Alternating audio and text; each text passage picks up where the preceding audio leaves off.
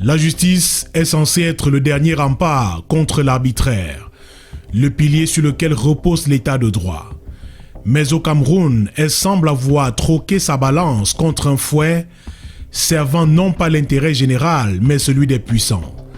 Qui peut encore croire à une justice équitable lorsqu'elle libère le coupable et condamne l'innocent? Il suffit de tendre l'oreille dans la rue pour comprendre l'étendue du malaise. La justice est une marchandise, disent certains. Elle appartient à ceux qui peuvent l'acheter, murmurent d'autres.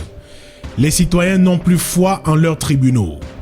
Trop d'affaires jugées non pas selon le droit, mais selon l'influence de l'accusé, selon le carnet d'adresse de l'avocat, selon l'épaisseur d'une enveloppe glissée sous la table. Les exemples ne manquent pas. Combien d'opposants politiques embastillés sur des motifs flous, pendant que des criminels en col blanc coulent des jours paisibles après avoir vidé les caisses publiques?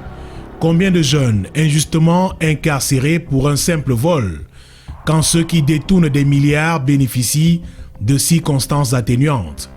Le peuple regarde, impuissant, cette parodie de justice où la loi semble s'appliquer avec rigueur aux faibles et avec indulgence aux forts. Ce dysfonctionnement ne date pas d'hier. Il est le résultat d'un système où la justice, au lieu d'être indépendante, est aux ordres.